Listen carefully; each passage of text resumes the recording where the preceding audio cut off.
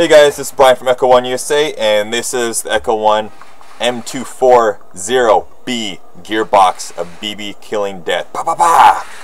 This is a pretty sweet gearbox. On the front of it, you have a mount like so. It just screws in, goes clean through, and that's just to kind of hold it in place.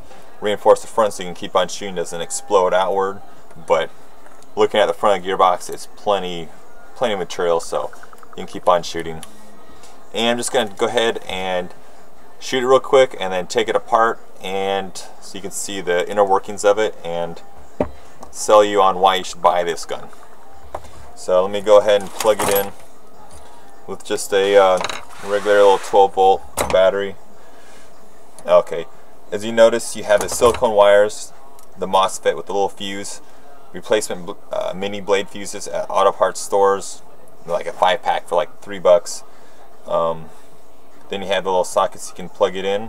You can use replacement Echo M249 or any other trigger switch on the market. Just take out the little lever and you're good to go. And here's the button you press.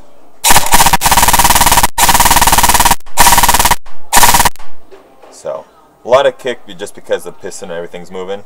Here's the wire for the box mag. Basically one power source powers the motor and the motor for the box mag. Let me go ahead and unplug it. Okay, the gearbox is safe now. Let's go ahead and open it up. What I'm going to do is take out the spring guide. I use a tool like this, and you just kind of want to press a little by your hand at first. What I do like that, and then some of you might say, "Oh, it's broken spring guide," but no, it's actually easier so you don't lose anything. Go ahead, and when you slide it up, you can slide in the screw like so, and now when you open it, you don't have to worry about losing parts. And a lot of people say it's broken, but it's not. It's just there's not enough space. You can go ahead and, if you're expert tech or whatnot, you can make this to your liking, but out of the box, this is the easier choice that we went with. And you can separate it like so, but if you use a tool, it's very simple, and when you close it back in. For mine, I used it on the weekend all day, and I left it like this. It's not going to break because you don't have to worry about the Systema ones or any other ones where you have this thin piece of metal in here, and after just from being rubbed on by the spring, it shears off, and then this goes flying and breaking. It's super simple. Once you understand it, no problems. But at first glance, yes, it may look like that, but it's good. Okay, sorry for digressing, just explaining that. Let's go ahead and take it apart. Don't really need to take apart the trigger area just because. So, just going to go ahead and take off the motor. Gearbox is kind of like a version 7, like M14. And a 249 and a version 6 kind of mixed together. How you have a super torque motor. You have a full axle, which is good. Torque motor, so it's able to power just about any spring. Let's go ahead and take out the rest of it. You have a plate up here. If you want to run the wires on either side, just tap this off.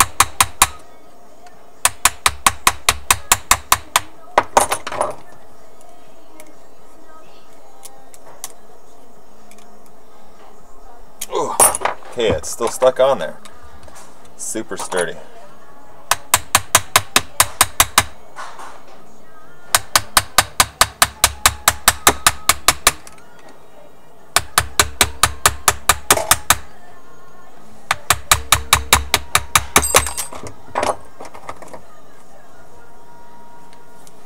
Okay, almost got it. Here we go. Okay. And some of you might wonder, why is this on here like a M4 doesn't have it? It's just to keep the top of the gearbox together, kind of like a version 3, version 6 have that, instead of the series of the screws which can loosen over time. This does the same thing, it's just to save space. Okay.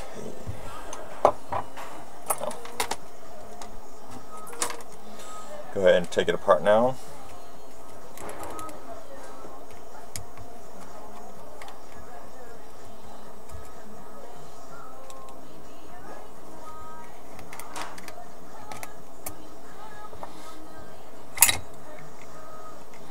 Okay, here we go. Kind of popped out a little.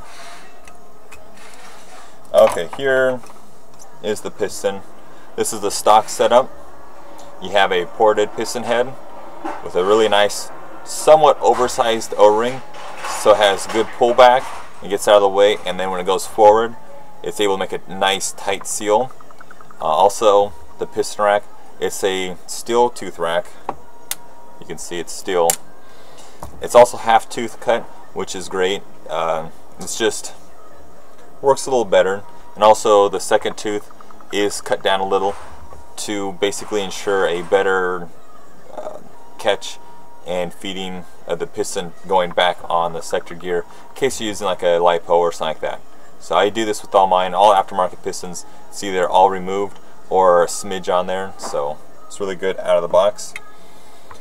For your sector gear,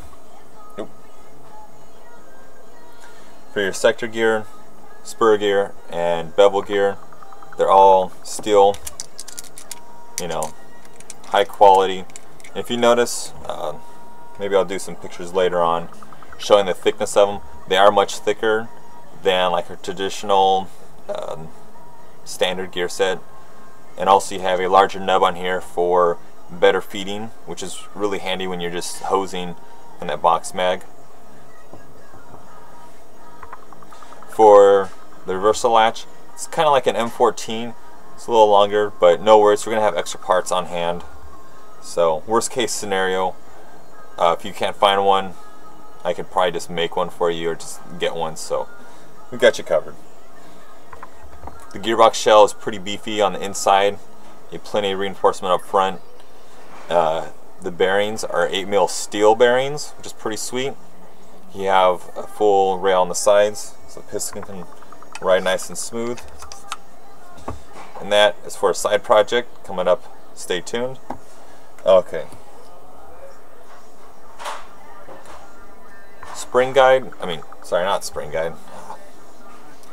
Need more Monster. Okay, tappet plate and spring. It's pretty self-explanatory. Fits in like so, like a regular version 6, but it's a center, not offset.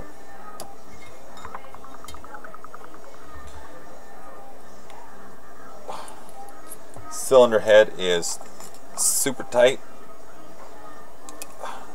once you get it off. Nice rubber pad on the front, nice super tight O-ring, make a perfect seal. Have a very sturdy cylinder head nozzle, doesn't wiggle like some of the stock plastic ones. This is plastic, but it's really high quality. It's just basically, it's in there good. The air seal nozzle is metal, and there's a small O-ring inside, just like all aftermarket nozzles, which is pretty sweet. And that's the heart of the Echo 1 240B. It's a great gearbox inside of a great gun, made by a great company. So I'm Brian from Echo 1 USA, and thanks for watching.